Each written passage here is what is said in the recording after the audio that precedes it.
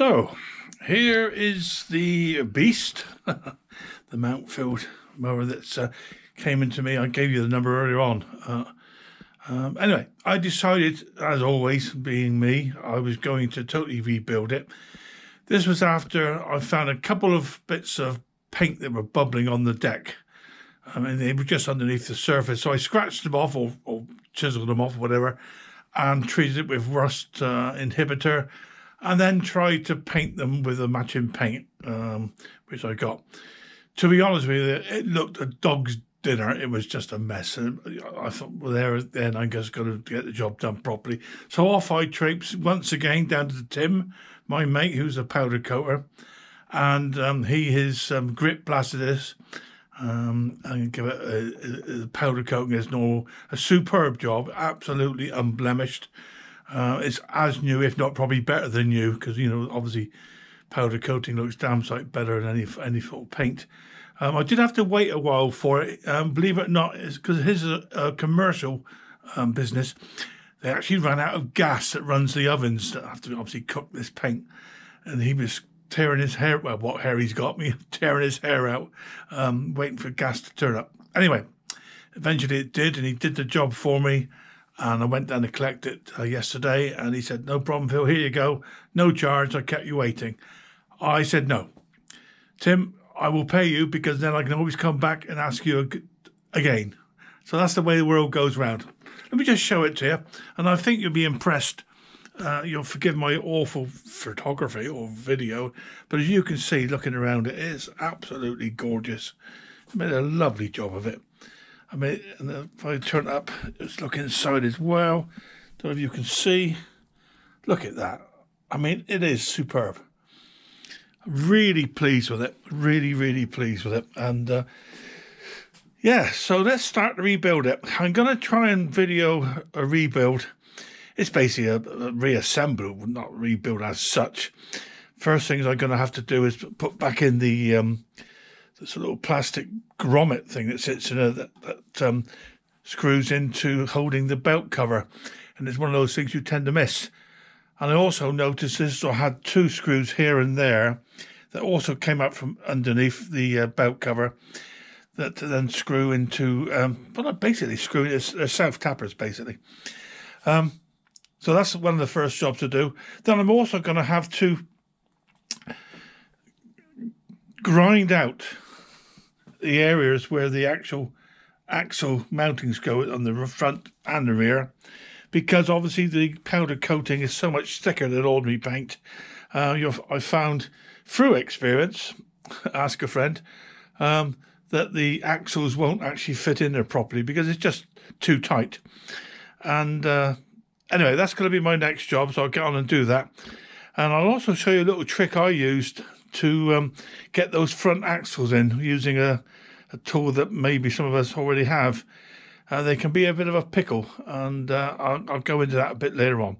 Anyway, I'll get myself set up, and we'll go from there.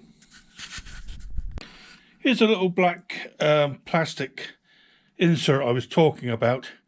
It fits into a square hole or oblong hole with it basically is self-retention, and looking at it from underneath, the screw will then go from that holds the belt cover on, screws up through into there, so it just mounts in, and it literally, all it does, I'll take you over there, and it sits in to that hole there, and it literally just pops in, and that's it. Job's a good one. The amount of times that those get missed, and then it's a right old pickle getting in there, because obviously all the engine's all here. But anyway, that was in place. Well, look and have it this time, it would appear I don't need to grind off any of the powder coating. I've just done a trial run, and you can see it fits in there on the rear axle. Fits in there very nicely, very neatly. Got to be very careful actually put these together, because you can easily take off coating with this lever, which I've managed to do, but hey, it's a lawnmower, as they say. And of course, the other thing is to make sure that this height adjustment lever is in place before I put the rear axle in, because there's no way it's going to go down, and I don't really want to disconnect it unless I got to.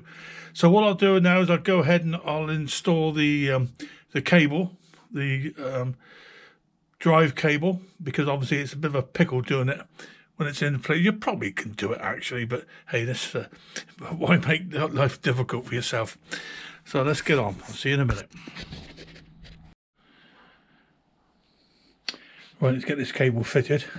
I bought a brand new cable. The other one had a kink in it, and where people when they fold up the handles, they crease the cables and they ruin them really. Great shame. Anyway, the other thing I did remember to do this time, is I took a photograph of the orientation of this cable, just to make absolutely certain. Straightforward enough to fit. The thread down through, says he, just thread it down through there first, and this particular cable goes up and then back down through again like so, and then making sure of course that you've got it in the right place, which I don't have. Or do I? Yes, of course I do. And then the outer cable slots down through and then locks itself in place. Job's a good one. So that's the drive cable fitted. Now we'll move on and get the rear axle put in place, and we'll go on from there. Okay, so the control cable's all linked up, all put in place. When you drop these axles in, by the way, always make sure that the level arm is in the right position. Otherwise you'll find it just jams and you won't be able to get the axle right the way in. That's in there now with the tensioner arm through the hole, and I'll show you how to put one of those on in a moment. The actual axle is held on very, very simply actually with 2 little clamps with 5/16 self-tapping screws, and it's simply an issue of putting the clamps in the right position and then whacking them down. Now I tend to wind them down with my impact driver, but always finish them off by hand, purely to make sure that I don't over tighten them. Let's see if we can get that in a better position so I can get to it. That one there, look, see? So that's that side. Now these will be a little bit tight to go in because of the paint or the spray coat. But there we go. That one's gone in.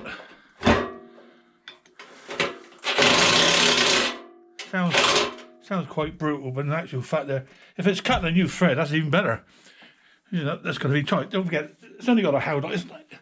It's a lawnmower, for goodness sake. As long as it don't fall out, you're going to be okay. So we're making sure everything's in the right place, and put this side on. You might not be able to see this on camera, but I just put the other side on, and then I'll tighten them all down by hand. There's no torque values, at least I've never seen any torque values for them. Just they got to be sensibly tight, sensible. Now there's a word to conjure with. Let's see if we can get this one down first.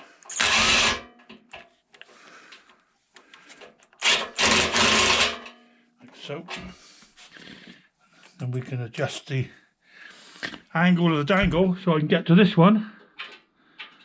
Exactly the same place. That's a point. That was a hard-earned lesson actually when I first did this. Couldn't understand why I couldn't get the screws and bolts. There we go. Right, so what I'm going to do now is tighten them down by hand. I'm looking here, these have gone in slightly askew with, but I don't care, because I'm going to put them up by hand, and they are self-tappers anyway. So let's see if I can get a... What am I looking for? Let's go and have a look at that. Here we go. Just get myself right tool for the job. Makes life easy. I'm going to use an extension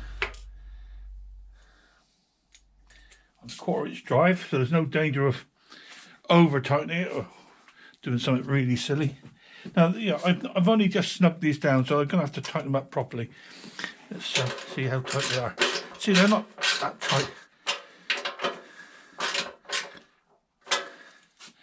Do them both at the same time.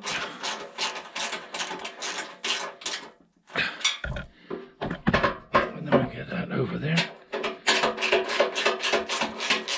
I was lucky this time, as I said, I didn't have to take any of the powder coating off, which is, well, a bit of a bonus actually.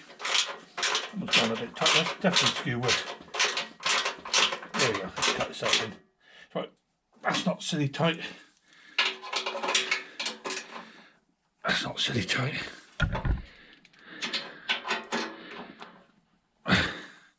They're all nicely snugged down. That's not going to go anywhere.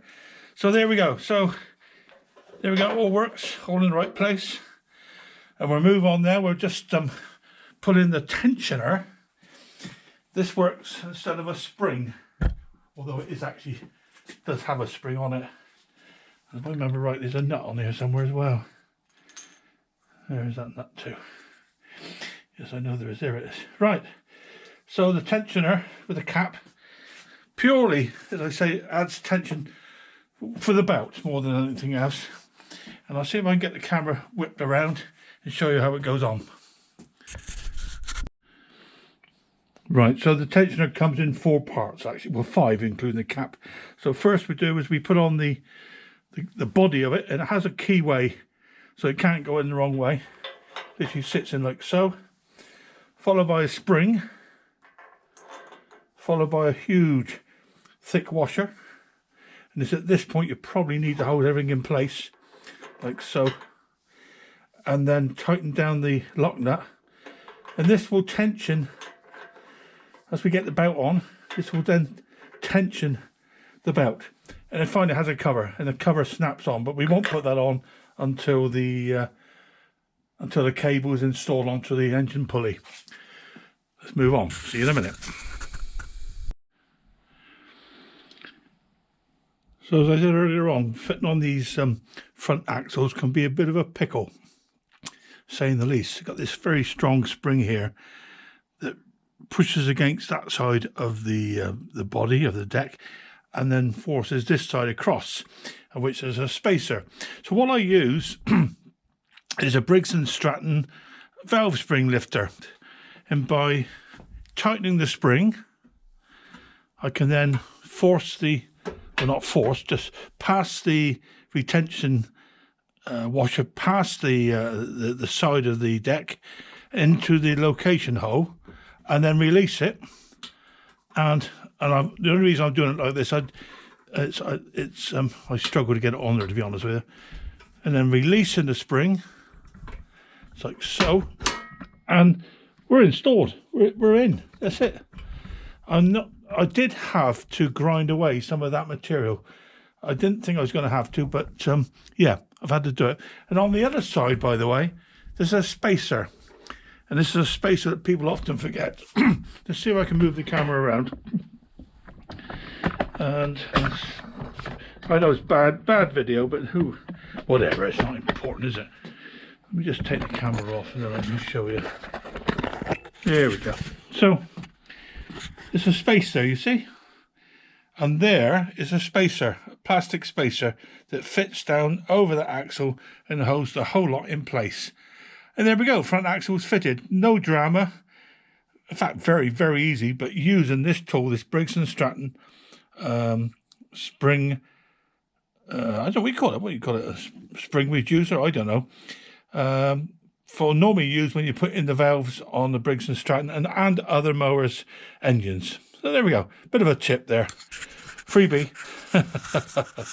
Cheers now. We'll move on. So we've got the front axle in place now, all locked off, and here's the spacer, all in place. Everything's nice and tidy, nice and clean. Springs engaged, ready to go. And I've also now connected the height adjuster into the lever on the front axle. It means you have to push the height adjuster right back to where, just beyond the last hole, but it does work. And then you have to fit probably the most expensive part you're ever going to buy. Here you go, look. It's called a GGP clip. Part number 1134-4177-01. And there are other numbers. Believe it or not, these are being sold for about £5 each. There's absolutely ridiculous. I've managed to find some for £1.49, and I probably bought them all. But you're more than welcome to try and find some more. You often find these are missing because people, they pull them off and they can't find the damn things. And they simply fit. Let me see if I can turn the camera around here. If you see on the, where are we? Can you see in there? See where the pin goes through from the height adjuster? They literally just sit down there and click into place. And says he, there you go. That's now fitted. So it's much better than a split pin, because a lot of mowers have split pins on there and all sorts of nonsense. But that's what Mountfield and Stiga do. So there we go. We got the both axles on. Got the cable fitted. We're turning her over now and put her feet on. And the next job will be fitting the engine. Put the engine on, get the cable fitted up, adjust it, and fit the all the covers. So we'll see where we go. All right, catch you in a minute.